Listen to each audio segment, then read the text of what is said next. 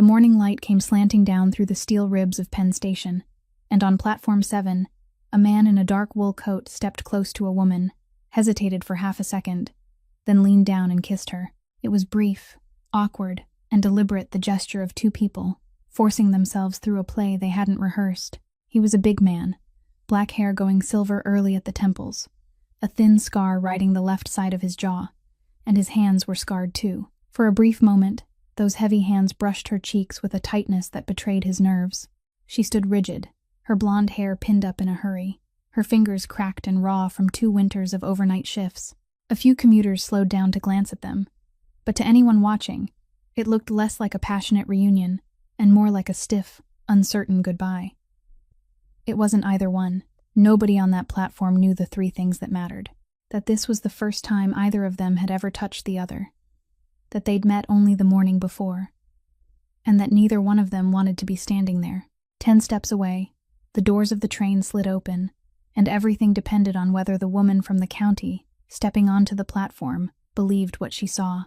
The morning before, that same man had walked into a laundromat down in Red Hook, and inside of a minute, every other person in the building had found somewhere else to be. He put both hands down on the counter hard enough to knock over a row of bottles, and the woman behind it didn't move. She looked up at him and saw the one thing nobody in that part of Brooklyn had ever seen. He wasn't angry. He was shaking. Then he said it, and he didn't say it loud. He almost whispered it. "I need a wife. By tomorrow." She didn't ask him what he meant by that. She asked him one question instead, and it was the one nobody else would have thought to ask. If this one gets to you, hit like and subscribe so the next story finds you. Share it with somebody who still believes a person can change. Now let's go back a day, to that laundromat at 4 in the morning, and to the question she asked him. 4 o'clock in the morning in Red Hook was the hour when the city forgot it was still awake.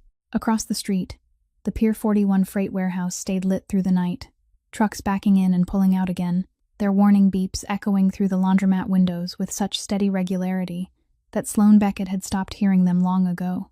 She stood behind the counter with a stack of laundry she'd been paid to fold, working through each piece in an order her hands knew so well that she no longer needed to look. Shirts first, pants next, towels last. On the counter lay a leather-bound ledger with worn corners, and she opened it to add another line. The name of a woman who lived in the last building down the block, the weight of her laundry, and the amount Sloane knew perfectly well no one would ever come back to pay. She wrote it down anyway. When she was finished, she closed the ledger and slid it into the drawer below. At the far end of the row of dryers, an old man sat slumped in a plastic chair, his chin resting on his chest, his hands clasped together in his lap. He came there nearly every night, and Sloane had never asked his name. She carried her cup of coffee past him, set it on the empty chair beside him, then returned to the counter and made another. The boiling water crackled softly in the kettle. She waited with both hands braced against the edge of the counter, and while she waited, the phone in her apron pocket vibrated. She took it out. An automated notification appeared in small letters, beginning with the word reminder and followed by a payment due date. She read only half the line before turning off the screen, slipping the phone back into her pocket and pouring the coffee. There were 3 customers in the laundromat. A young truck driver was folding a pile of uniforms at the center table. 2 others sat along the row of chairs against the wall, one of them watching something on his phone with the volume turned low. That night was no different from any of the nights before it. Then the door burst inward. It didn't open. It slammed against the wall, the glass shuddering in its frame, and all 3 customers turned their heads at the same time. The truck driver reacted first. He didn't run.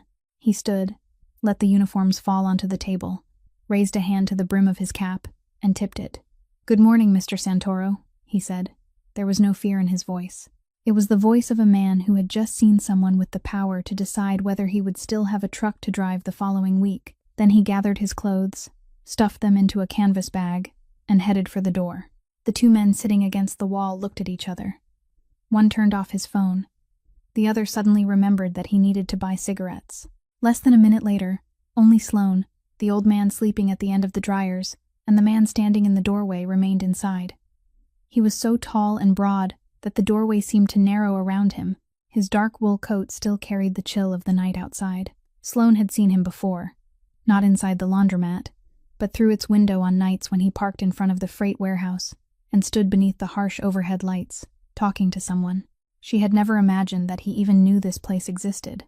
He walked straight toward the counter. He moved quickly, and she noticed that his breathing was uneven, like a man who had just walked a very long distance, or had spent a very long time standing somewhere, trying to make a decision. Then he brought both hands down hard against the counter. The row of detergent bottles arranged along its edge tipped sideways. 3 rolled to the floor, and the cap on one of them broke, sending thick blue liquid spreading across the tiles. Sloane didn't step back. She had learned long ago that stepping back was what made people come after you. She set down the steam iron, wiped her hands on her apron, and placed both palms flat on the counter opposite his, no more than a handspan between them. Then she lifted her eyes to his face, and that was when she saw it. She had prepared herself for anger. She knew what anger looked like, knew how it tightened a person's jaw and narrowed their eyes. But what she saw on this man's face wasn't anger. The 2 hands resting on her counter were trembling. Not much. Just enough for her to see his knuckles turning white from the effort of forcing them to remain still. He spoke. He didn't raise his voice. And when he finished, the dryer at the far end of the laundromat was still turning. The old man was still asleep, and outside, another truck was backing into the loading bay to the steady rhythm of its warning beeps. Sloane didn't ask what his words meant. She didn't ask who he was, though she already knew. She didn't ask why he had chosen her laundromat. She simply looked straight into the burning eyes of the man whose name made everyone in the neighborhood lower their voices, and asked a single word. Why? He didn't answer at once. He looked down at his hands resting on the counter, then lifted them as though he had only just realized they were there, and stepped back half a pace. There was a woman, he said. Her name was Rosalie. It was a long time ago, nearly 9 years ago. She lived with me for more than a year, and one morning I woke up and she was gone. No letter, not a single line. I searched for her for months, and then I stopped, because when you keep looking and find nothing, you're forced to understand that she didn't want to be found. He paused. She died not long ago.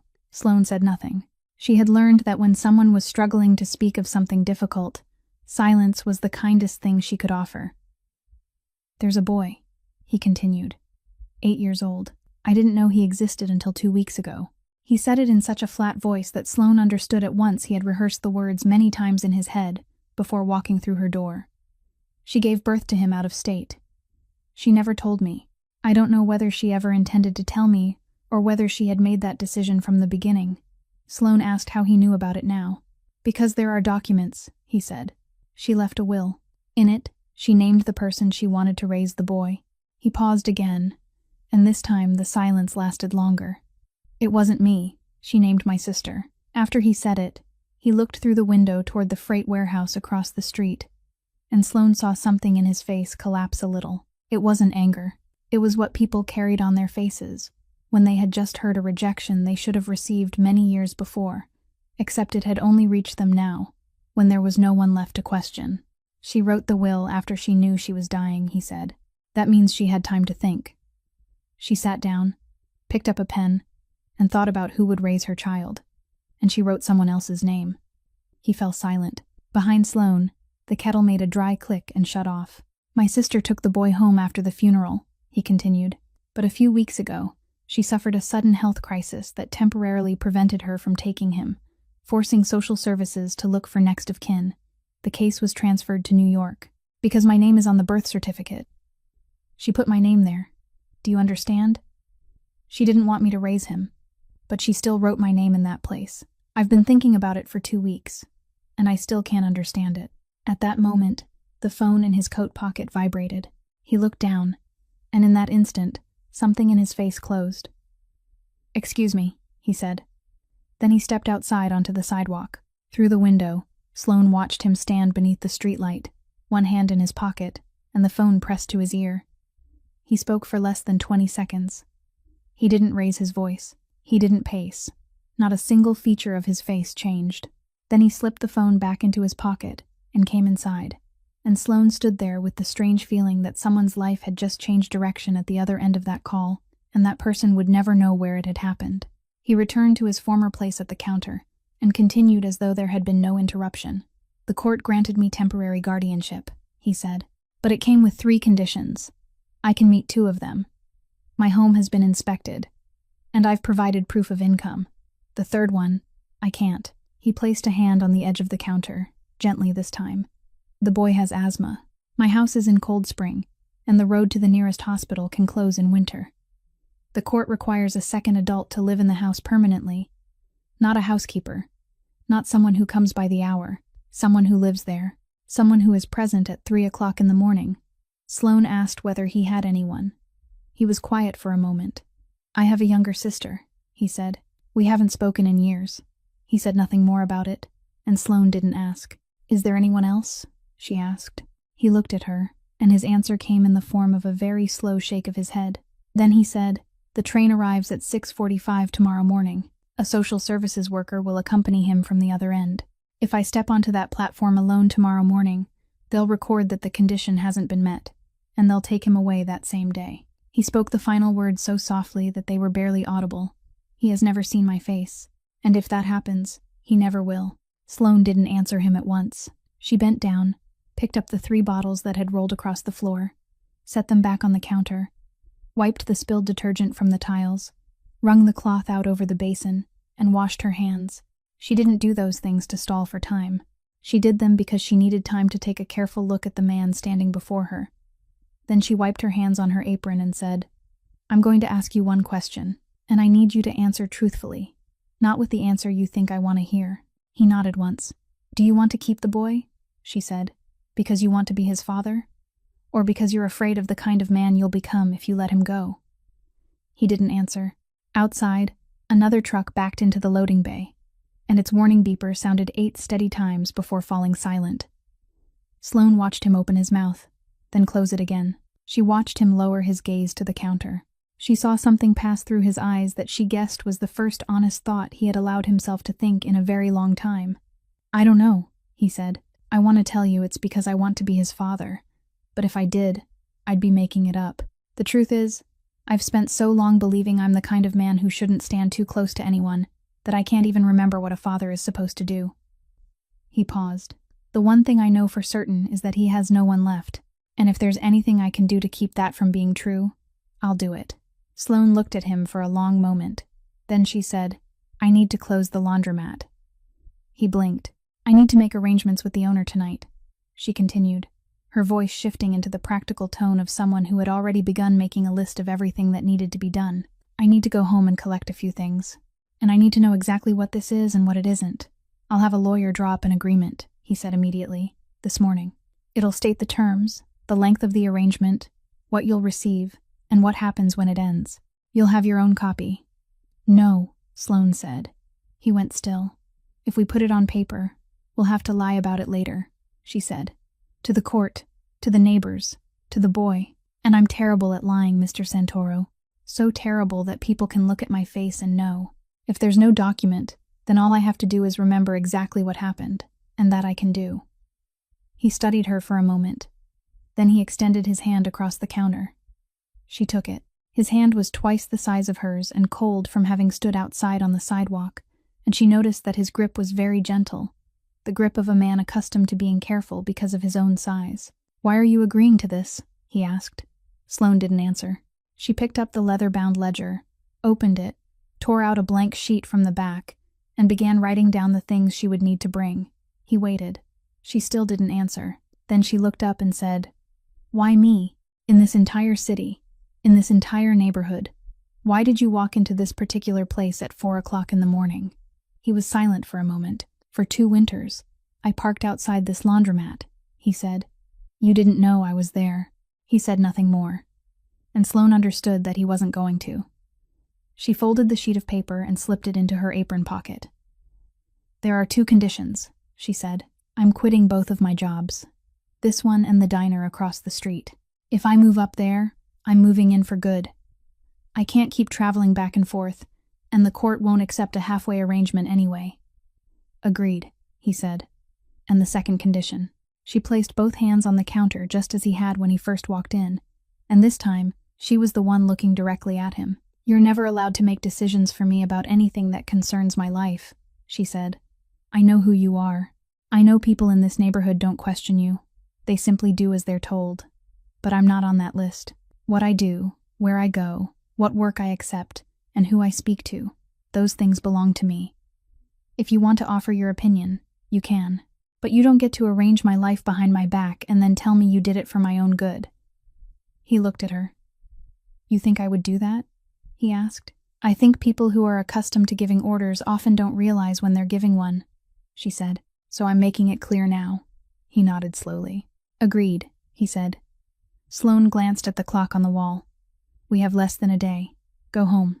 Come back here at 7 o'clock tonight to pick me up, and bring someone with the authority to complete whatever formalities need to be completed today." He walked toward the door. At the threshold, he stopped. "What's his name?" she asked. He stood motionless for a moment, and Sloane had the feeling that he had spent days turning that name over and over in his hand like a coin he still wasn't certain belonged to him. "Jonah," he said. Then he stepped outside into the darkness before dawn. The room behind the city clerk's office in Brooklyn held only a wooden table, 4 plastic chairs, and a flag standing in one corner. The clerk handling the paperwork was a middle-aged woman who had signed more documents like these than anyone could count, and she worked with the quiet composure of someone who understood the circumstances without needing an explanation. 2 witnesses sat in the row of chairs against the wall. Both had been paid, and both had been asked not to ask questions. One was a young man who texted constantly. The other was a thin old man wearing glasses who yawned from beginning to end. Sloane wore the only decent blue coat left in her closet, the one she had always saved for occasions that almost never came. She wore it because she believed that whatever was about to happen deserved to be treated seriously. Emilio took off his wool coat, and it was the first time she had seen him without it. He moved differently indoors than he did on the street, carefully, with his shoulders drawn in slightly, like a man accustomed to being too large for rooms filled with fragile things. Before they began, he asked the clerk whether the arrangement would take effect that same day. She said yes. A little while later, he asked again whether the record would already be in the system if someone needed to verify it the following day. She said yes again. Near the end, while she was completing the final section, he asked a third time, and this time she looked up at him over the rims of her glasses and told him that she had already answered the question. He apologized. Sloane looked at his hands resting in his lap and understood that this man was counting down every hour. The entire process took only 14 minutes. When the clerk reached the part where the groom could kiss the bride, Emilio turned toward Sloane with such an awkward expression that she nearly laughed in the middle of the room. She didn't. She simply reached out and touched the back of his hand once. Only once. Just enough to tell him that she understood, and that they would skip that part. He let out a very quiet breath, and the clerk moved on to the next page. The following morning, on platform 7, after he removed his hand from her face and they both stood there breathing unevenly, Sloane said softly without looking at him, "Next time, ask first." "Next time I'll ask," he said. Then they both turned toward the train. The woman from social services stepped off first, her eyes sweeping over them like a machine checking details against a record. Behind her, the boy descended the final step with both hands still gripping the straps of his backpack. He was small for 8 years old, or perhaps he only looked small because he was standing there alone. He stared at Emilio for a long time, so long that the woman glanced at her watch. Then he walked forward, stopped a few steps away, and said, "I know who you are. My mother told me." Emilio lowered himself onto one knee, bringing his height down so that he no longer towered over the boy. "I'm glad your mother told you," he said. "You let my mother leave," the boy said. His voice was clear and steady. "So why should I believe you won't let me go too?" Sloane saw Emilio's shoulders draw inward slightly, the reflex of a man struck in a place where he had no protection. He didn't argue. He didn't explain. "I can't promise you that I'll do this well," he said. "I haven't done most of the important things in my life well. But I promise you that I'm not going anywhere. Not today. Not this winter. Not when you're angry with me. And I think you will be. I'll be right here." The boy studied him a little longer. Then he turned to Sloane. "Who are you?" he asked. Sloane knelt as well, bringing all 3 of them to the same eye level. "My name is Sloane," she said. "Last night I married your father." He blinked. "Why?" he asked. "Because I thought you deserved to have someone standing on your side when you stepped off that train," she said.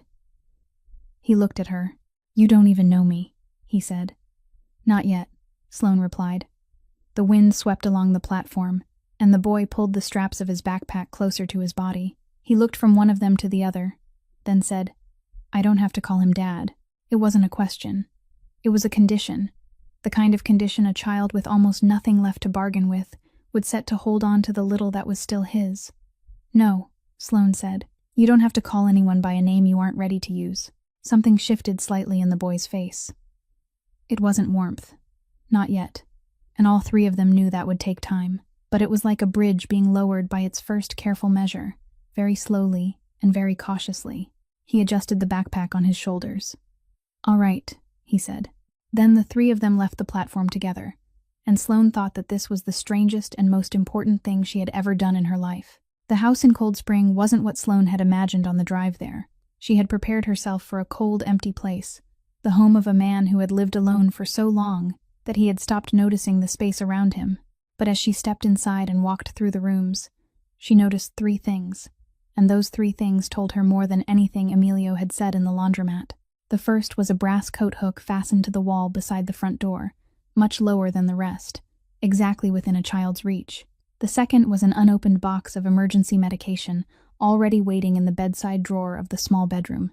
The third was an old three-legged dog named Bruno, who limped out of the kitchen to greet them, sniffed the leg of Sloane's pants, then dismissed her entirely and went straight to Jonah.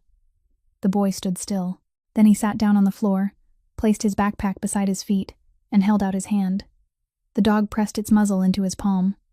What happened to him? Jonah asked. I found him in the container yard down by the docks, Emilio said. He was already like that. The boy didn't ask anything else. He scratched behind the dog's ears for a while, then picked up his backpack and walked into the small bedroom Emilio had shown him. For the first 3 days, he wore the backpack even inside the house.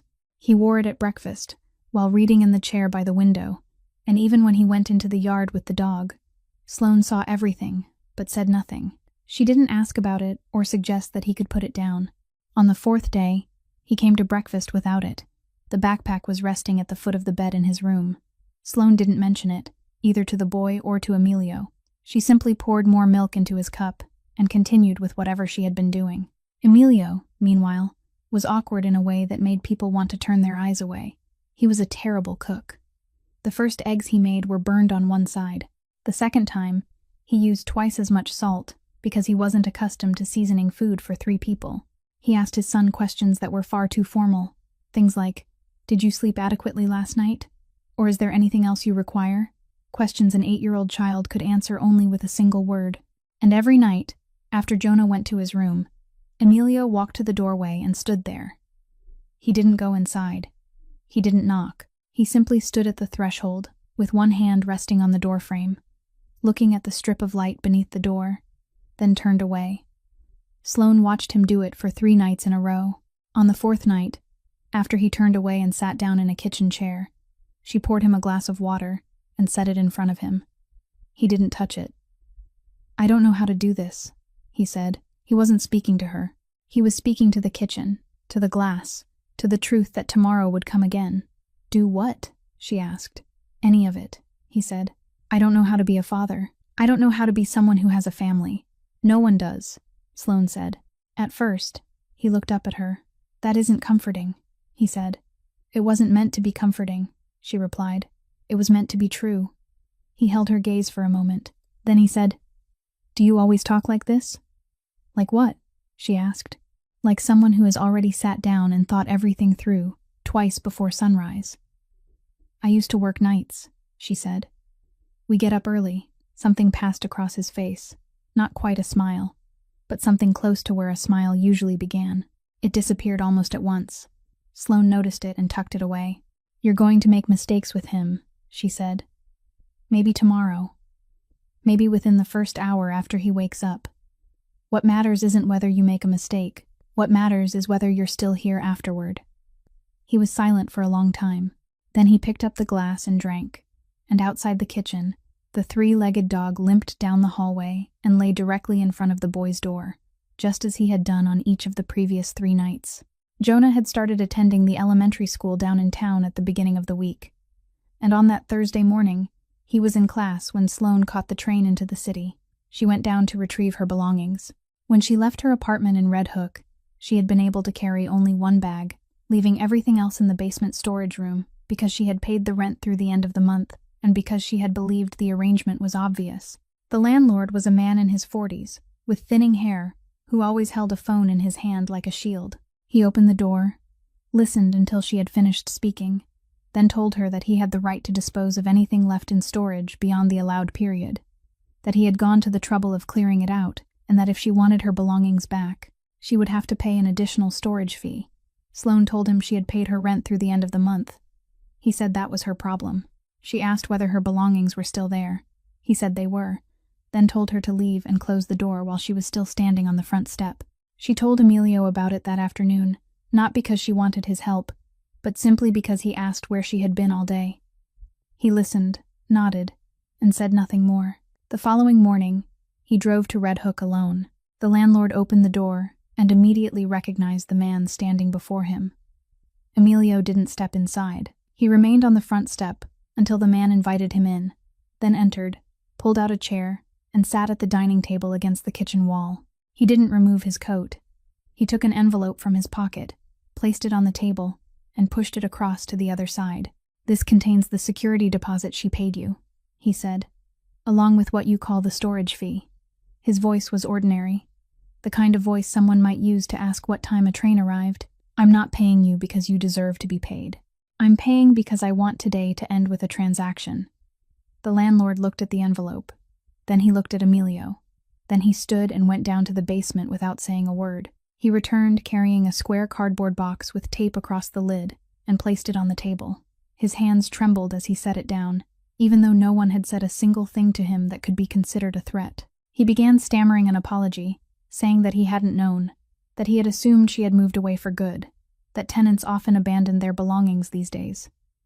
Emilio let him finish. "You kept it for nearly a year," he said. "Did you open it?" The man fell silent.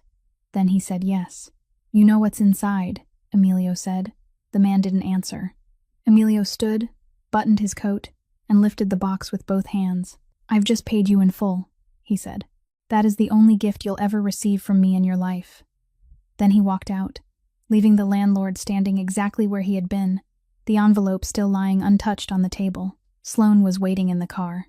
She had told Emilio that she didn't need him to come with her, but she hadn't said that she wouldn't come along, and he had driven while she had taken the seat beside him. He opened the back door, placed the box on the seat, then settled behind the wheel. He said nothing about what had happened inside the house.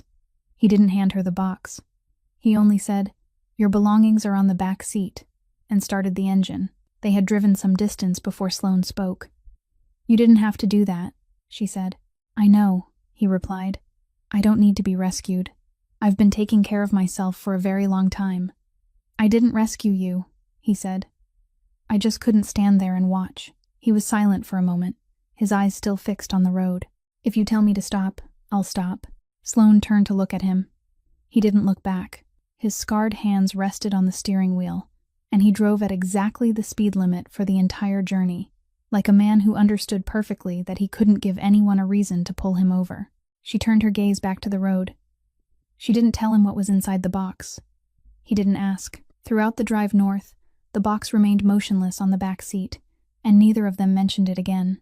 By the time they reached the house, it was nearly time for Jonah to be dismissed from school. Sloane carried the box upstairs to her room, placed it in the corner of the closet, closed the door, then went down to the kitchen and set a pot of water on the stove. It happened on a Saturday afternoon, and it began with something very small. Jonah needed paper for a map drawing assignment, and there wasn't a single sheet left in his desk drawer. He went into the living room, opened the wooden cabinet against the wall, and found a shoebox in the bottom compartment. Inside were cassette tapes, arranged upright in a row, and the handwriting on the label along the spine of each tape was something he recognized immediately. He carried the entire box to the dining table, sat down, and was turning over each cassette to read its label when Emilio came in from the yard. He saw the box. He crossed the room in only a few strides and snatched it from the table. The box left the boy's hand so quickly that one of the tapes slid across the tabletop and fell to the floor. "These aren't for you to look at," he said. Jonah didn't cry. He sat still for a moment, then stood, bent down to pick up the tape from the floor, placed it on the table, and went to his room. He didn't slam the door. He closed it very softly, and the click of the latch settling into place was the only sound in the entire house. Emilio stood in the middle of the room, with the box in his hands. Sloane had seen everything from the sink. She dried her hands and walked out, and he turned toward her with the expression of a man who knew he had done something wrong and was trying to find a way to make it sound less wrong.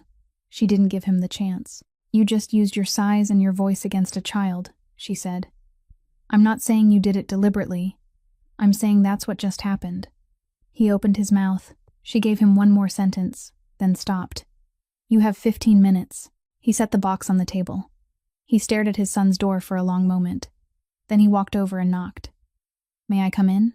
he asked. There was a sound of movement inside. Then the boy's voice came through the door. "It's your house."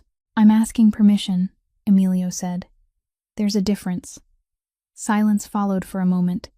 Then the boy said, "All right." Emilio entered and closed the door behind him. Sloane remained in the living room. The walls in the house were thin, and she could hear them, though at first she couldn't make out every word. She heard only Emilio's low, steady voice. Then the silences while the boy listened. Then the sound of Jonah asking a brief question. But after a while, Emilio stopped trying to keep his voice down, and she heard him clearly. "Your mother recorded those tapes," he said. "Not long before she died. She asked an old friend of ours to send them to me. I've listened to all of them." The boy asked something. "Because she talks about me on them," Emilio answered. "She says I'm better than I think I am. I haven't been brave enough to believe that yet. I wanted to become someone worthy of those words before I let you hear them." There was a very long silence. Then the boy spoke, his voice quieter but perfectly clear. "My mother was rarely wrong about people." Sloane turned away. She went to the sink and turned on the faucet, even though there was nothing that needed washing, and stood there with both hands beneath the cold water until her throat stopped doing whatever it had been doing. 15 minutes later, the bedroom door opened. Emilio came out, and his face wasn't the face of a man who had just been forgiven. It was the face of a gear that had been grinding against another for years and had finally found the place where its teeth fit. He sat down at the dining table. "He wants to keep the tapes," he said, "for when he's older." I told him he could. "That was the right answer," Sloane said. He nodded. Then he added, "He also said I have to label every cabinet in the house." Sloane had to press her lips together. "Why?" she asked. "So he'll know which ones he has to ask permission before opening," Emilio said. "He said there's no way to know in this house, and he's only been here a few days." Sloane picked up the kettle, then set it down again. "That child," she said, "is certainly practical. He's like his mother," Emilio said. Then he fell silent and looked down at his hands. "Does he remind you of anyone else?" Sloane asked. He thought for a moment, then looked toward the bedroom door. "He reminds me of the person I once wanted to become," he said, "before I decided it was easier not to." Sloane learned about it through a bill. She was sorting the stack of mail on the dining table when she found an envelope from a nursing facility in Bay Ridge, and inside was a monthly statement for a patient named Salvatore Santoro. She didn't ask Emilio about it. She put the paper back where she had found it, and on Monday morning, after taking Jonah to school, she caught a train into the city. No one had asked her to go. No one knew she was going. The head nurse looked her over when she said she was his daughter-in-law, then led her to the room at the end of the hall. The man in the bed was paralyzed on one side and unable to speak after a stroke, and the only way he could communicate was through a laminated alphabet board on the table beside his bed and the index finger of his right hand, which he could still move. He answered by pointing. Slowly, one letter at a time, Sloane was told that the fees were always paid on time, that not a single month had ever been missed, and that his son hadn't visited once since the day he was admitted. Sloane pulled out a chair and sat down. She saw that the pillow supporting his back had slipped too low, leaving one shoulder twisted to the side, so she stood and adjusted it. She took a cloth from the sink, wrung it out in warm water, and wiped his face and neck. She did those things with hands that had done them thousands of times in another place, in another life. Then she sat down and said, "Hello, Mr. Santoro. My name is Sloane." She came on 3 mornings over the course of 3 consecutive weeks. She didn't tell Emilio. She told the old man about small, ordinary things, that the weather outside was turning colder, that the dog at the house slept in front of the boy's door every night, that the boy had made his father label every cabinet. And whenever she mentioned Jonah, the old man moved. It wasn't the restless movement of someone made uncomfortable by lying in bed too long. His finger searched for the alphabet board, and he pointed to one letter. The same letter, 3 times, on 3 different mornings. She asked whether he wanted to say anything else, but he kept pointing to that same place, and then stopped. His eyes would grow tired, and he wouldn't point again. She wrote the letter on the back of a receipt in her coat pocket, though she didn't understand what it meant. On her 3rd visit, she asked the head nurse to let her see the family information in his records, saying that she needed to know who had signed the admission papers. Emilio Santoro's name appeared under the contact information. Beneath it, on the line for a second relative, was another name with a Philadelphia area code, Cecilia Santoro. Sloane copied it onto the same receipt, folded it, and slipped it into her pocket. Emilio found out during the 4th week. He had business in the city and happened to park on that block, and he saw her walking out through the glass doors. He said nothing until they were both inside the car. Then he asked, "How long have you been coming here?" 3 weeks, she said. His hands tightened around the steering wheel. "Why would you do that?" he asked. "You know who he is." "I know who he is," Sloane said. "Then you know. You know what the man lying in there did." Sloane looked out the window for a moment, then turned back to him. "In the ward where I used to work," she said, "we didn't ask patients what they had done before they came to us. No one was allowed to ask. That is the only thing I've managed to keep from my old profession, and I'm not going to throw it away because of a man who can no longer turn himself over in bed." Emilio said nothing. He started the engine but didn't drive away. He sat there with his hands on the steering wheel, staring straight ahead. "You want me to go in there?" he said. It wasn't a question. "I don't want anything," Sloane replied. "Whether you go inside or not is your decision. I'm only telling you that I've been coming here because I don't hide things from you." He gave one very slow nod. Then he shifted into gear and drove away. And throughout the journey north, neither of them mentioned it again.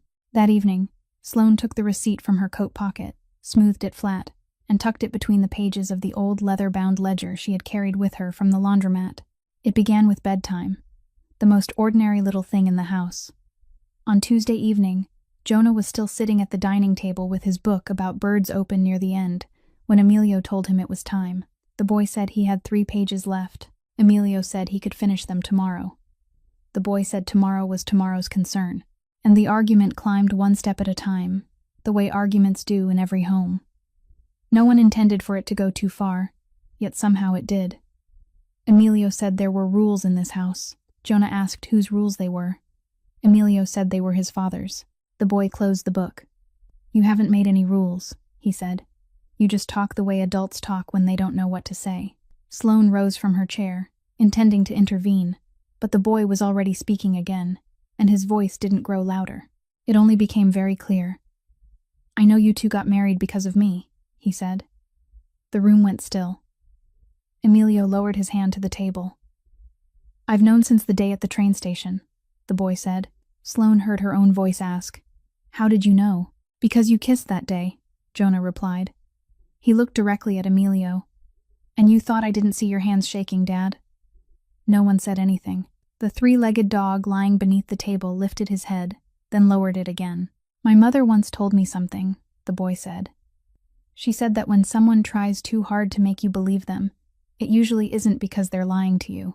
It's because they're afraid of losing you." He paused, and within that silence, Sloane saw the past several months rearrange themselves into a different order. "I let you keep pretending," Jonah said, "because I wanted to see how long you could do it. I thought maybe a few weeks. Then someone would forget, or someone would get tired, or someone would say something that didn't match what they had said the day before. In the places where I used to live, that happened very quickly." He lowered his eyes to the cover of his book. "I kept waiting, but neither of you gave up," he said. Sloane pulled out a chair and sat on the floor, bringing her eyes level with his, just as she had done at the train station. She let several seconds pass before speaking. "What do you want now?" she asked. The boy thought about it. He truly thought, the way he always did about things worth considering, not the way children answered simply to get the question over with. "I want you both to stop pretending," he said. Sloane nodded. "All right," she said. "Then I'll tell you something true. Your father and I got married because the court required 2 adults to live in this house. Otherwise, you wouldn't have been allowed to stay here. That was the reason in the beginning. I don't know how long the beginning lasted, but that was the truth when it started." "Are you planning to leave?" the boy asked. "I won't promise you something unless I'm certain I can keep that promise," Sloane said. That wouldn't be truthful. What I can tell you is that I'm here tonight. I'll be here tomorrow too. After that, we'll see when the time comes." Jonah looked at her for a long moment. Then he turned to Emilio. "And you?" he asked. Emilio remained in the same place. He spoke slowly, each word seeming to rise from somewhere very deep inside him. "I told you at the train station," he said. "I'm not taking those words back. I'm not going anywhere. And as for how things began between her and me, it was exactly as she just told you. And I'm not going to pretend it was anything different." The boy nodded once. He picked up his book, stood, pushed his chair neatly beneath the table as he had been taught, and walked toward his bedroom door. At the threshold, he stopped. 3 pages, he said. "I'll finish the last 3 pages, and then I'll turn out the light." Then he went into his room. The door closed as softly as it always did. Sloane remained seated on the kitchen floor for a while longer. Emilio sat at the table, his scarred hands lying open before him as he stared at them as though they were 2 objects that didn't belong to him. They had both heard the word the boy had let slip in the middle of the argument, the word he had said at the train station that he didn't have to call Emilio. Neither of them said anything about it. Sloane stood, carried the cup from the table to the sink, and turned on the faucet. Emilio rose and went to tend the fire, and in the room beyond, the reading light remained on for exactly as long as it took to read 3 pages, then went dark. That night, after the light in the boy's room had gone out, the 2 of them remained in the kitchen. Emilio poured more water into her glass, then sat down across from her. He asked a question he had been carrying in his mind since that morning at the laundromat. "You told the boy that you used to work nights," he said, "but you also spoke to him about your ward. Where did you work? And how did someone like you end up folding other people's laundry at 4 o'clock in the morning?" Sloane didn't answer at once. She turned the glass in a slow circle on the table. Then she said, "I was a nurse. I worked in a neonatal ward in Baltimore. I was there for 4 years." He waited. "I had a daughter," she said. "She wasn't even a year old." She spoke in the flat voice of someone reading a line from a medical record, and Emilio sat perfectly still. "She had a heart defect," Sloane continued. "I was the one who discovered it. I knew what it was. I knew what it meant, and I knew what could happen. So it wasn't that I didn't know. That is the first thing you need to understand. I didn't have enough money for rent that month. The hospital had a double shift available, and a double shift paid 1.5 times the regular rate. I took it. I took it because if I didn't, I wouldn't have a place to live the following month, and a baby like her couldn't be moved from one home to another all the time. That was how I explained it to myself when I signed the shift schedule, and I still remember every word of the sentence I thought in my head." She paused. "That afternoon the babysitter sent me a message," she said. "She told me the baby felt a little warm and was probably teething. I read that message in the ward hallway between shifts. I wrote back and said I would be home late." She placed both hands flat on the table, her palms facing down. "I was a nurse," she said. "I had all the knowledge in the world to read that message differently. I had read hundreds of messages like that from other people, and I had always known what to do.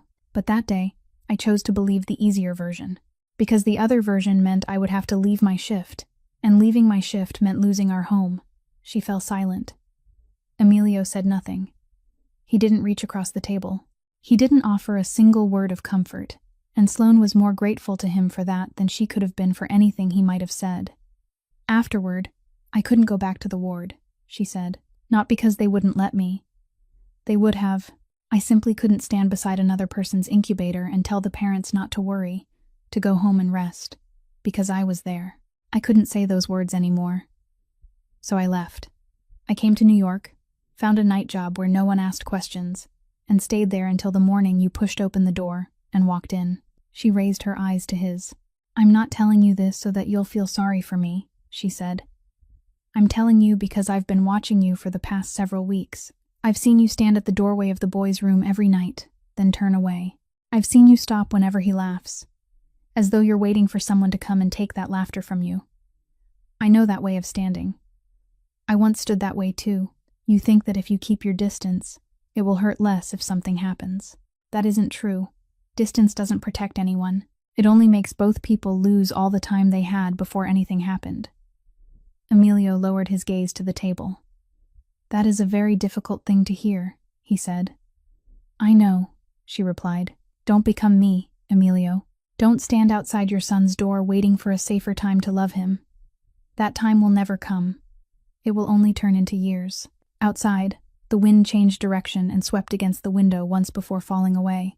In the fireplace, a piece of wood collapsed. Emilio sat motionless for a long time, and when he finally spoke, he managed only a single sentence. He said he didn't know how to answer. You don't have to answer, Sloane said.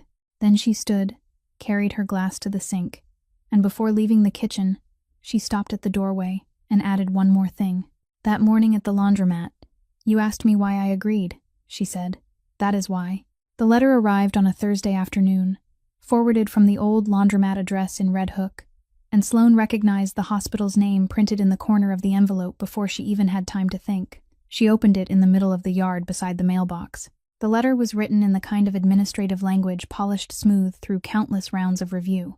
It stated that the Children's Hospital in Baltimore was examining certain records as part of a process improvement program, that several questions had arisen during the review concerning the medical record of a pediatric patient, that the review board wished to obtain a statement from the child's legal guardian, and that this wasn't a disciplinary proceeding. She read it 3 times. By the third, her hands had gone cold. She folded the letter, slipped it into her apron pocket, and went inside to prepare dinner. She didn't tell Emilio that evening. She told herself she would tell him when she knew more, that there was nothing to say yet, that it might not mean anything at all. She lay awake for most of the night, hearing every sentence she repeated to herself, and realized where she had heard those words before. She realized she was doing exactly what she had sat in the kitchen only a few nights earlier and told him not to do. The following morning, as soon as he finished making the coffee, she placed the letter on the table. He read it. She watched his face as his eyes moved down the page, then watched him set it down and look up. I received it yesterday, she said. I was going to wait until I knew more before telling you. He folded the letter along its original creases and pushed it back toward her. What do you need? He asked. She stood there, and for a moment she didn't know how to answer, because she had prepared herself for every question except that one. Before noon, the sound of a car entering the yard reached the house. Jonah was outside with the dog, throwing a rubber ball across the open ground behind the house, and Sloane looked out and saw that the boy was still there when the man stepped from the car. He was in his early 60s, wearing a carefully tailored coat and holding a felt hat in one hand, and Emilio rose before the knock even sounded at the door. The man's name was Hale. He sat in the chair he was offered, accepted a cup of coffee, and spoke in the voice of an uncle visiting his nephew. You're planning to hand over those contracts at the docks, he said. All of them. Then sit in this wooden house and play at being a father. Emilio said he had found a place for every person whose livelihood depended on those contracts. Hale nodded thoughtfully and took a sip. You think people are going to let you walk away that easily? He said. No, Emilio replied. I think they're going to make it difficult. I'm still leaving. Hale set down his cup. He stood, put on his hat, and walked toward the door. At the threshold, he turned back. But he didn't look at Emilio. He looked at Sloane. That place in Bay Ridge? He said. The care contract there is renewed 1 year at a time, ma'am. 1 year at a time. Just something I happen to know. Have a good day. Then he returned to his car and drove away. There wasn't a single word in anything he had just said that could be brought before any court. Sloane watched the car disappear around the bend, and she understood immediately what he had meant. She also understood why he had said it to her instead of to her husband. She turned back. Emilio was still standing in the middle of the room. Who is he that he can speak to you in that tone? She asked. Emilio was silent for a long moment. Then he pulled out a chair and sat down. When I was 25, he said, my family was awarded a construction contract in Sunset Park. My father handed me a materials agreement and told me to sign it. I knew the price listed there was lower than the real cost. I knew what that meant. I signed it. He paused. 6 months later, scaffolding collapsed at that construction site. 4 men didn't go home that night. He said nothing more about how it had happened. He simply continued in an even voice. No one was prosecuted, he said. Not one person. The investigation was closed within a few months. The permits were reissued, and the company continued receiving contracts. My family knew how to make that happen. Hale arranged most of it. He lowered his eyes to his hands. For years, I told myself I was only the man who signed a piece of paper, he said. Then I stopped telling myself that. Sloane asked what he had done afterward. He said the 4 families had children, that every one of those children had finished school, and that their tuition had been paid by a fund with no one's name attached to it. Then he added, "But that doesn't erase anything, and I've never believed that it did." From the yard came the sound of the dog barking and the boy laughing. Sloane wrote back to the review board that same week, and their response arrived quickly, explaining that the record couldn't be completed without the signatures of both guardians named in the medical file. She read that line and sat motionless for a long time because she knew who the second name belonged to. Bram Doyle had walked away a few weeks after the funeral and sent the divorce papers through the mail, and she hadn't spoken a single word to him since. It took her 2 days to make the call. He agreed to meet sooner than she had expected, and she understood why the moment he walked into the living room the following Tuesday morning, after Jonah had left for school at 7:30. He looked around the house, at the fireplace, then through the window toward the backyard, and the second thing he said was that she seemed to be doing quite well for herself these days. The third was that he was going through hard times too. With the fourth, he named a number outright. Sloane placed the paper and pen on the table and told him that all she needed was his signature. He laughed. Emilio sat in the chair across the room, silent from the beginning, his hands resting on his thighs. Then he reached for a thin file that had been left on the table and pushed it toward Bram. He didn't open it. He only said, "I've read a few things about you over the past week." Bram looked at the file but didn't touch it. Then Emilio asked him one question. "Where were you on the night she had to work a double shift?" The room fell silent. Bram said he didn't remember. Emilio didn't repeat the question. He simply sat there and looked at him, and that gaze lasted long enough for a man to understand that he would have to say something. Bram raised a hand to his face. Then he spoke, his voice lowered. "I was home that night." Sloane didn't move. "I didn't call anyone," he said. "And when you came home, I pretended I had only just walked through the door." 4 seconds followed, and Sloane would remember each of them clearly afterward. Emilio rose. He didn't speak, didn't raise a hand, and didn't step forward.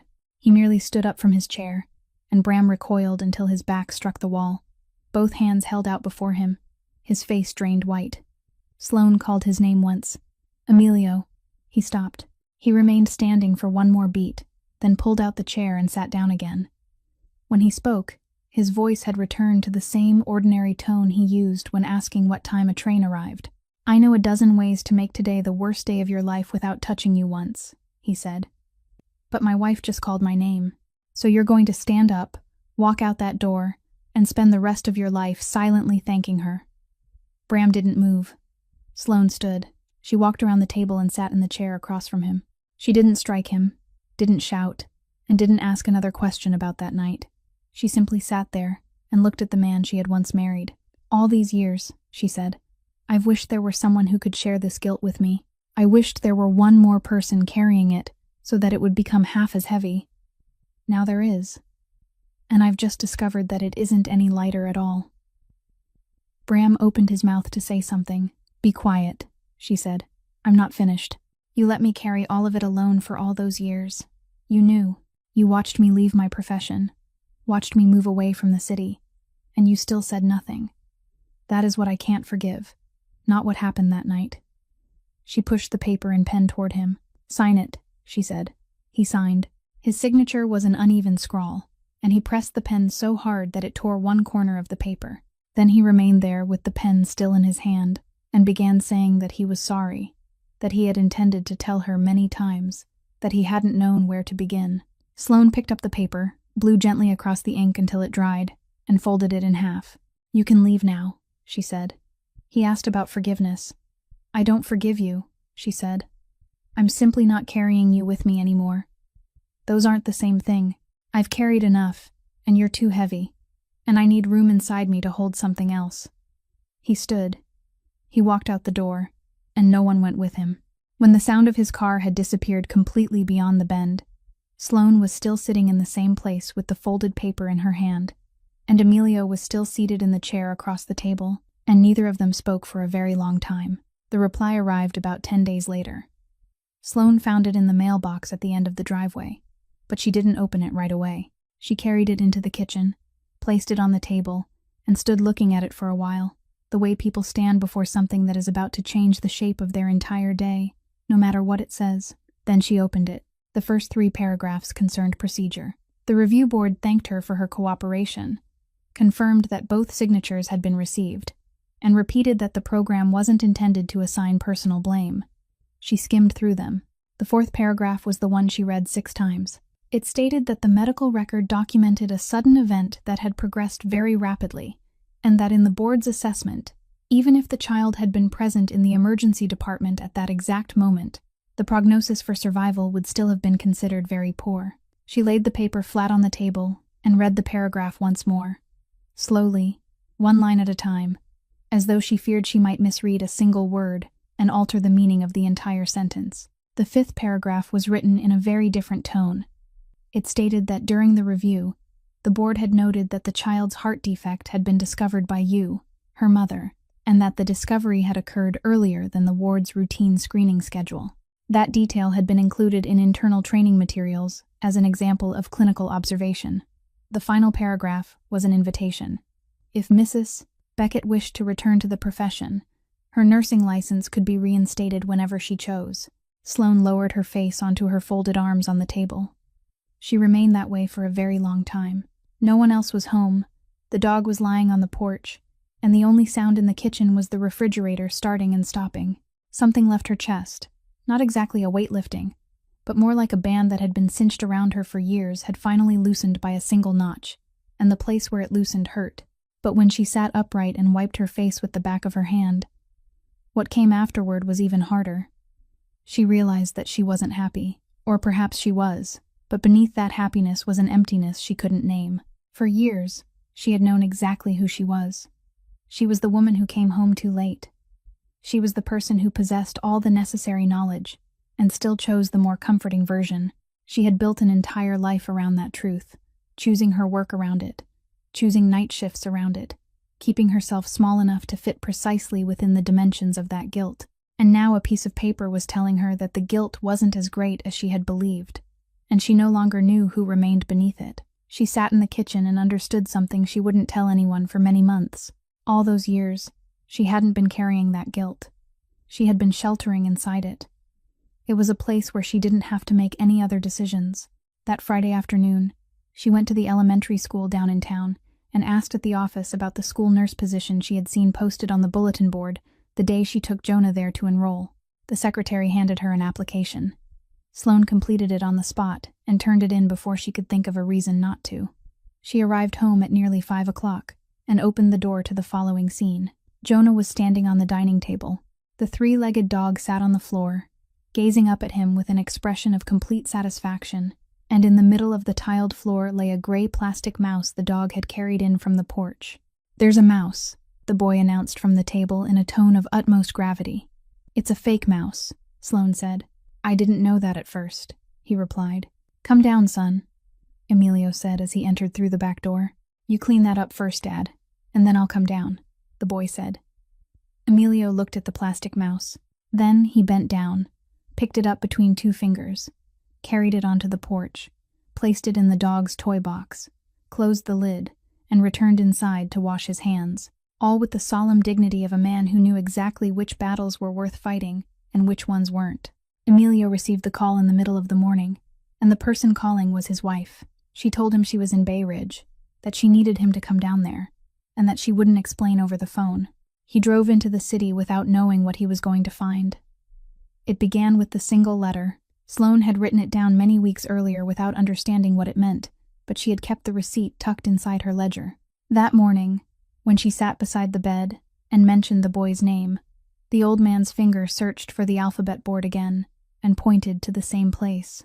This time, she didn't question him further. She went to the nurse's station and asked the head nurse a different question. Had Mr. Santoro left any personal belongings with the facility when he was admitted? The head nurse checked the records and said yes. There was a box in safekeeping, stored in the facility's safe since the first day, and according to the log, no one had ever asked to open it. Emilio signed the paperwork as the authorized representative, and they brought the box into the small office at the end of the hall and placed it on the table. It was a flat metal box without a lock, the kind people use to store documents. He opened it. There wasn't much inside. A wristwatch with a broken strap, an old photograph he didn't want to look at for long, and at the bottom, Pressed between two sheets of cardboard was a copy of a check. He picked it up. The amount was far greater than he had imagined. It was dated in the summer of 2011. The payee was Rosalie Wilder. Folded into quarters and fastened to the check was a sheet of paper, and when he opened it, he recognized the handwriting before his eyes had even reached the first word. "I accept this money on the condition that you never tell Emilio. I'll keep my part of the agreement. You keep yours." He read those 2 lines, then read them again. Then he placed the paper on the table and stood there for a very long time without doing anything. That summer was the summer she left. It meant she hadn't abandoned him of her own free will. It meant she had been bought out of his life, and the price was there before him, printed in ink on a piece of paper he had just signed his name for the right to see. And it meant that the belief he had carried for nearly a decade, the thought he woke with every morning until it had become part of his flesh and bone, that she had looked at him and decided he wasn't worth staying for, that she had looked at him and decided her child shouldn't have a father like him, had never truly belonged to him. Someone had planted it in his mind, and he had nurtured it for all those years. He went into the hallway. He wasn't going anywhere. He managed only a few steps before stopping, then leaned his back against the wall and slid down until he was sitting on the floor with his knees drawn up, the paper still in his hand. He didn't cry. He didn't strike anything. He simply sat beneath the ceiling lights in the hallway of a nursing facility in Bay Ridge. He remained there for a long time, and several people passed, looked at him, then continued on their way. Sloane didn't approach him. She stood at the end of the hall and left him alone. Then he rose. He smoothed the paper flat, folded it along its original creases, and walked toward the door at the end of the hallway. He stood at the threshold, as he had stood outside his son's room on so many nights. Then he stepped inside. The man in the bed turned his eyes toward him. He couldn't speak. He hadn't been able to speak since the day of his stroke, and the index finger of his right hand moved across the blanket in search of the alphabet board, but the board was beyond his reach. Emilio didn't move it closer. He stood at the foot of the bed and looked at his father for a long time. "You could have told me at any time," he said. "All those years. You could have written it down. You had that board, and you knew enough letters. You didn't write it." The old man looked at him. His eyes were wet. Emilio raised the paper just high enough for him to see, then lowered it again. "I've heard it now," he said. Then he turned and walked out of the room. He didn't say another word, and he didn't offer his father anything that resembled forgiveness. On the drive north, they sat in silence for nearly the entire journey.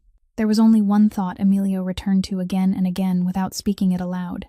His father had kept that box with him through all those years, and had carried it even into the final sickbed of his life, and people didn't preserve the evidence of their own crimes unless they couldn't bear to destroy it.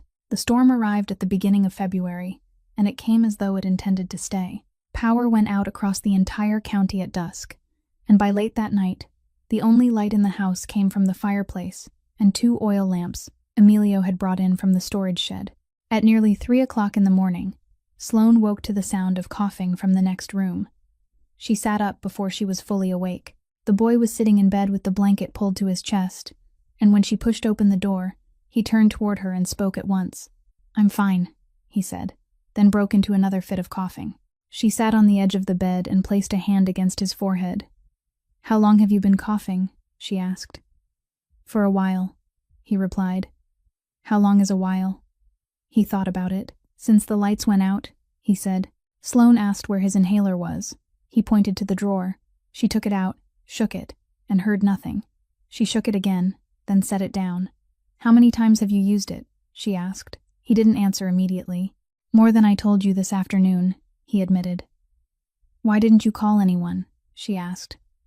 "Because everyone was asleep," he said with the perfect logic of an 8-year-old child. "I didn't want to bother anyone." Sloane allowed exactly 1 second to pass.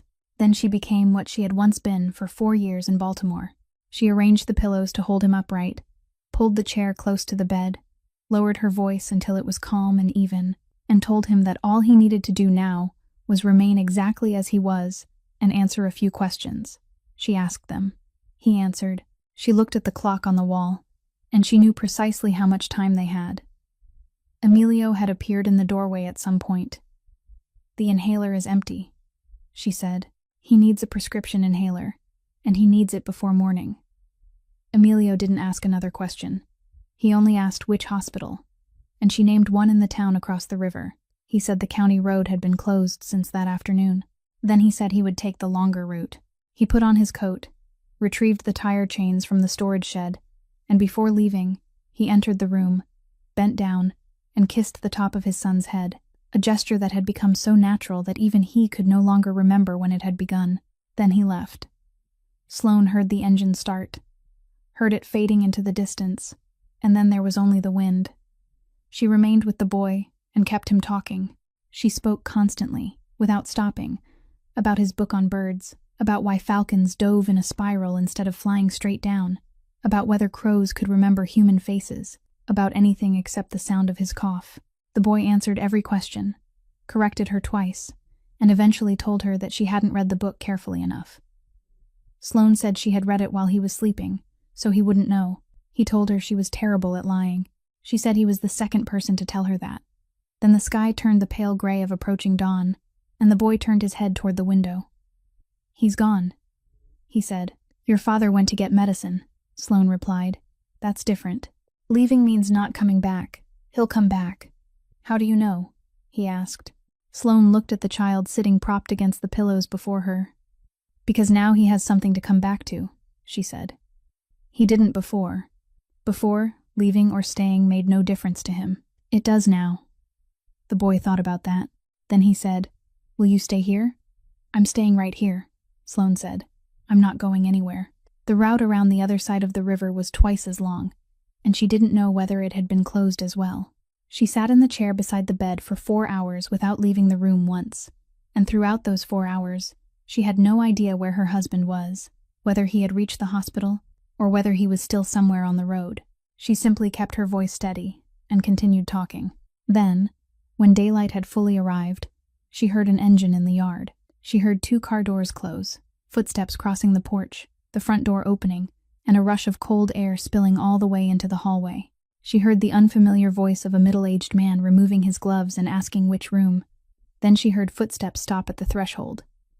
"Jonah, Dad's home," Emilio said, and from beneath the blankets, the boy answered in a hoarse voice, "I know. Sloane said you would come back." The doctor stayed for about half an hour.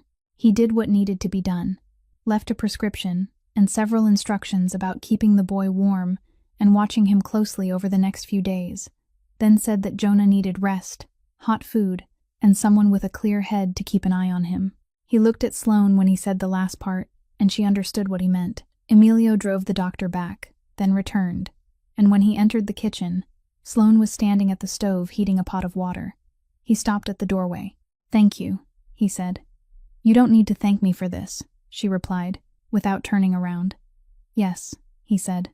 "I do." His voice was hoarse, and she realized that he hadn't slept at all since the previous afternoon. "You stayed with him all night in this house by yourself," he said. "You sat beside him for 4 hours, and you told him I would come back. He believed you." "I only told him the truth," Sloane said. "I know," he replied. "I know you told him the truth." She turned off the stove and faced him. He was still standing in the doorway, his coat still on, his hands hanging at his sides. "There's something I need to tell you," he said.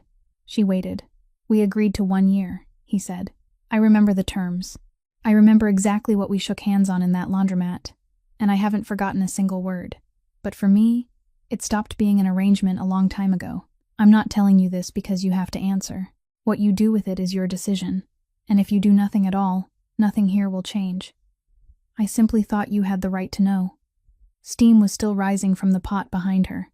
Outside, daylight had fully arrived, the flat white light of a morning after a storm, and the snow in the yard was so deep that only a thin line of the low fence behind the house remained visible.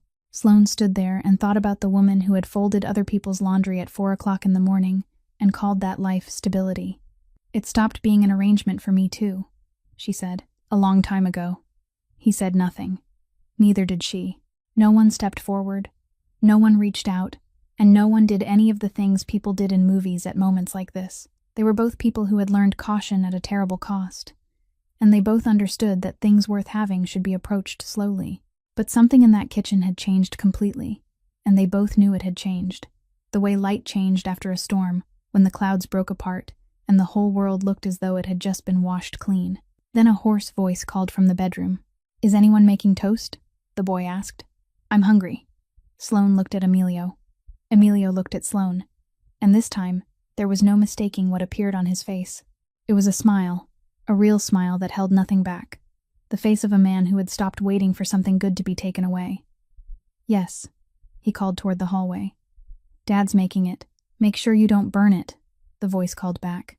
"I never burn it," he replied. "Yes, you do," the boy said. "You burned it on Tuesday." Sloane reached for the skillet hanging from its hook and handed it to him without a word. He took it. And outside, the final flurries of snow were still falling. The following Wednesday morning, after Jonah had been sitting in his classroom for more than an hour, Emilio drove to Brooklyn with 2 boxes of documents in the trunk of his car. They contained all of his father's records, documents the Santoro family had preserved through 2 generations and had never allowed anyone outside the family to see.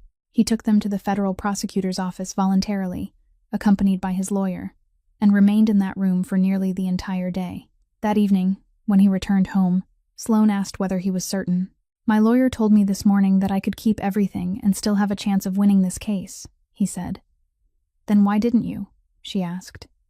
He removed his coat and hung it on the hook. "Because one day, the boy will ask me what I did for a living," he said, "and I want to be able to answer without having to choose my words." The price came less than 2 weeks later. Hale didn't use any of the methods people imagined men like him would use. He found the list of everyone who had been present in the room behind the notary's office in Brooklyn that afternoon, and he located the thin old man wearing glasses who had spent the ceremony yawning in the row of chairs against the wall. His name was Walt Feeney. He was retired, lived alone, and Hale paid him an amount of money that a man like him would never otherwise see in his lifetime. The sworn affidavit was less than a page long. It stated that the bride and groom hadn't looked at each other even once that day, that there had been no rings, and that the groom had asked the clerk 3 times whether the marriage would take effect that same day. Not a single word in it was false. The petition was filed with family court together with the affidavit. 3 days later, the court issued an order temporarily suspending Emilio's guardianship, arranged for the boy to stay with a relative, and scheduled a hearing within 9 days. That night, Emilio sat at the kitchen table and said nothing to anyone. Sloane went to her room, opened the leather-bound ledger, removed the old receipt that had been folded into quarters, and called the number with the Philadelphia area code that she had copied from the family records in Bay Ridge many months earlier. The woman on the other end remained silent for a long time after Sloane finished speaking. She explained that she had fully recovered from her illness and had been searching for a way to get Jonah back ever since. Then she asked how old the boy was. The following morning, an old car pulled into the gravel driveway. Cecilia Santoro stepped out, followed by a girl of about 10 carrying a guitar case in her arms. Emilio walked onto the porch. The 2 of them stood several steps apart on the driveway, and neither moved any closer. "You've gotten old," Cecilia said. "You look terrible," he replied. Then they embraced, briefly and tightly, and said nothing more. Jonah had been told everything the night before, exactly as it was, without softening a single word, because Sloane knew the boy would immediately recognize any attempt to make the truth easier to hear. He listened, asked 2 questions, then said all right. That morning, he carried his backpack into the yard with the air of a child leaving on a long trip. The girl holding the guitar case looked him over from head to toe, then asked without preamble, "There's a broken guitar at my house. Can you fix it?" Jonah said he had never repaired a guitar before.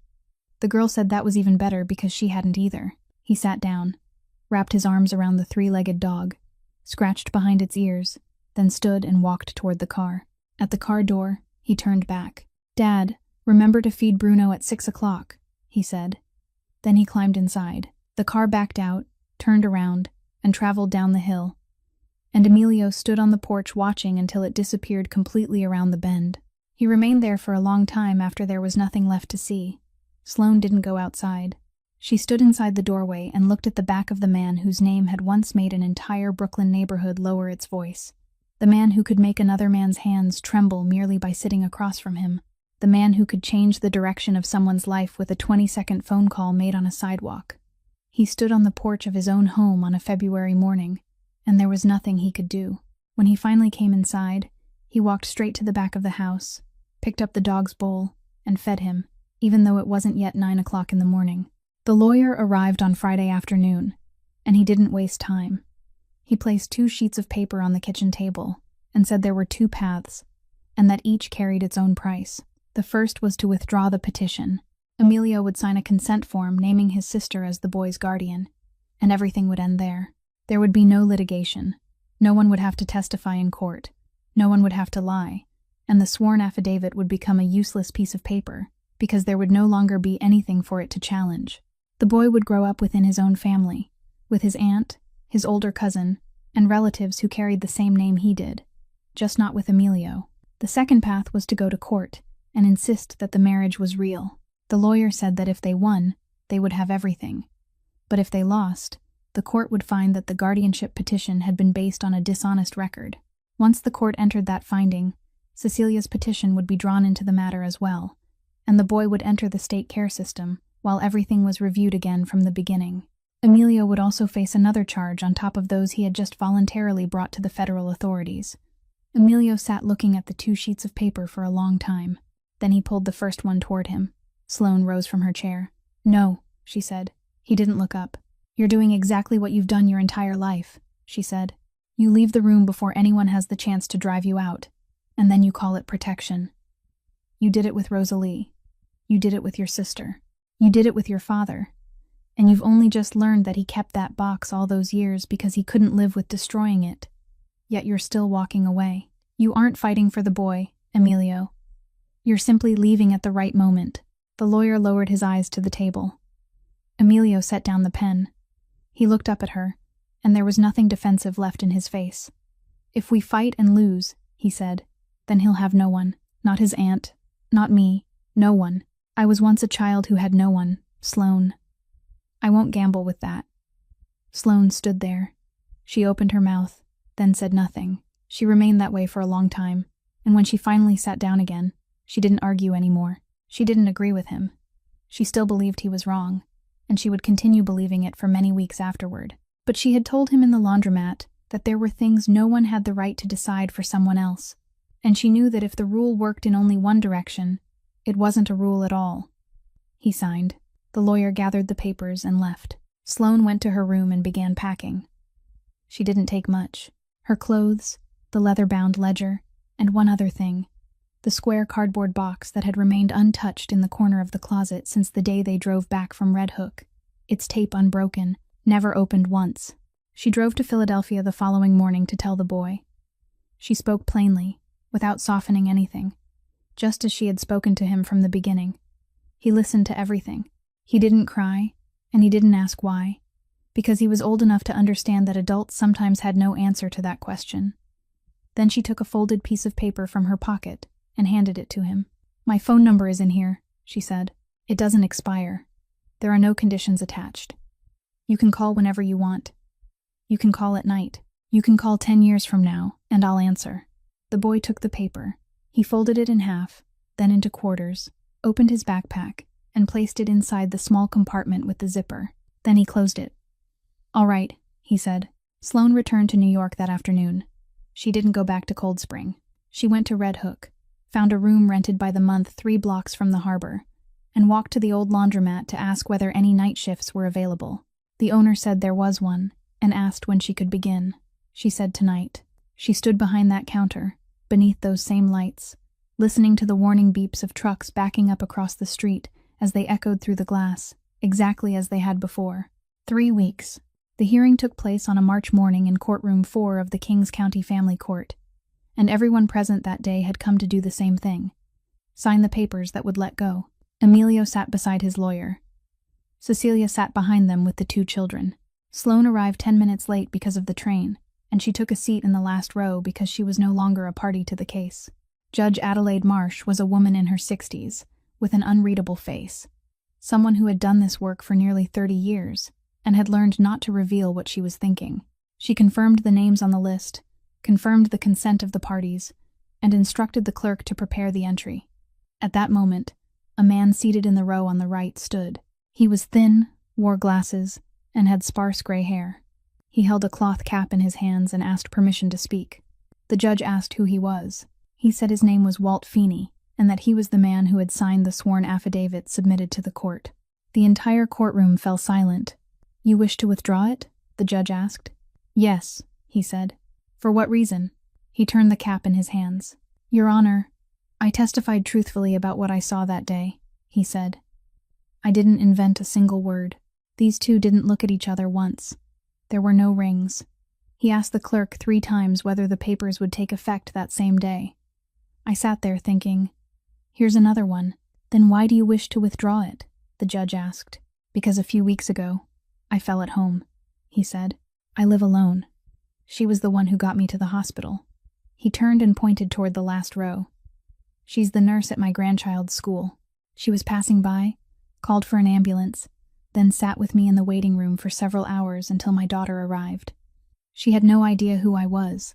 By the time I recognized her, I had already taken someone's money." He lowered his eyes to the floor. "I took money to say that these two weren't a family," he said. "I still stand by the fact that they weren't one that day. I simply no longer dare to say that they aren't one today." Then he sat down. Judge Marsh wrote something in her notebook. She looked toward the rows behind Emilio, where the 2 children were sitting, and said she wanted to hear from the boy if he wished to speak. Jonah stood. He walked forward and stopped before the bench. He didn't say anything. He held out several handwritten pages and asked whether she could read them aloud for him because he could write the words, but he couldn't say them. She accepted the pages. She put on her glasses and began to read. "Last fall, he fastened a coat hook low on the wall so I could hang up my coat. I never told him I couldn't reach the other hooks. On the night of the storm, he went to get medicine for me and came back before daylight. I counted. Miss Sloane never lies to me, even when telling the truth is harder. People say they got married because of me. I know. I've known since the day at the train station. But ma'am, I think there are 2 kinds of family. The kind you're given, and the kind you have to choose every morning. My dad and Miss Sloane chose me every morning, even on the mornings when I was difficult. I don't want the kind you're given anymore. I already lost mine." She reached the final line and paused for a moment before reading it aloud. "Please let Mom Sloane come home." No one in the courtroom said a word. No one cried aloud. In the last row, Sloane sat perfectly straight and still, both hands resting in her lap, and she didn't move. Emilio lowered his eyes to the table before him. Judge Marsh folded the pages and set them down. She removed her glasses. Then she looked directly at Emilio Santoro and said, "I've read your record, Mr. Santoro. I know who you once were, and I know what you brought to the federal authorities last month. But that isn't what concerns me most here. What concerns me is whether, several years from now, when that boy is 15 and disappoints you in the way 15-year-olds do, you'll still be sitting at that dining table." Emilio said he would be there. Judge Marsh picked up her pen. She signed. The package arrived on an afternoon in late March. There was no sender's name, only a Brooklyn postmark. Inside was a cassette tape, and the handwriting on the label along its spine was the same handwriting Emilio had recognized on the tapes in the shoebox inside the cabinet. But this one had no number. It wasn't part of the numbered series Rosalie had recorded for her son. This one was meant for him. He stood, holding it, and understood where it had been all those years. In the hands of the man who still wore a felt hat and spoke to him in the voice of an uncle, a piece of leverage kept in reserve, in case it was ever needed, though in the end there was nothing left for it to move. There was no note enclosed. He carried the tape into his study and closed the door. The old cassette player was in the bottom cabinet, and he had to replace the batteries. Then he pressed the button. Her voice came through, thinner than he remembered, but it was still her voice. "I'm not angry with you, Emilio. I never was. I only want my son to grow up in a place where no one has to be afraid at midnight. If you ever manage to create that place, then come and get him." The tape continued for a while with nothing but static. He pressed stop. He sat there for a moment, then turned toward the window overlooking the backyard. Outside, the 2 children were arguing about whether crows were more intelligent than ravens. The older girl was waving her arms as she tried to prove something about wingspan, while the boy held up his book like evidence in a courtroom, and the 3-legged dog limped in circles around them with an expression of tremendous excitement. Behind him, he could hear running water in the kitchen and dishes touching one another. He watched the yard for a little longer. Then he spoke softly to the empty room. "I did it. There are certain truths this story leaves behind, and they are simpler than people imagine. Love isn't found in grand moments.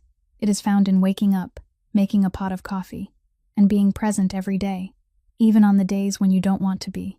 The greatest price anyone ever pays in life has never been for a mistake. It is paid in the days we spend waiting for a safer time to love someone. That time doesn't exist. It only slips quietly into years. And a person's past isn't the final judgment of who they are, but only if they are willing to pay for it with every morning, not merely with an apology. If today's story touched your heart, please subscribe to our channel, like this video, and share it so that more stories worth hearing can find their way to you each day. How do you feel about this story? About that woman, that man, and the child who wrote those pages?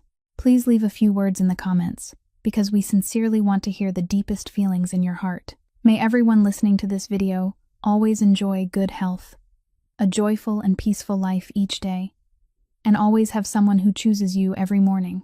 Goodbye, and we'll see you again in the next video.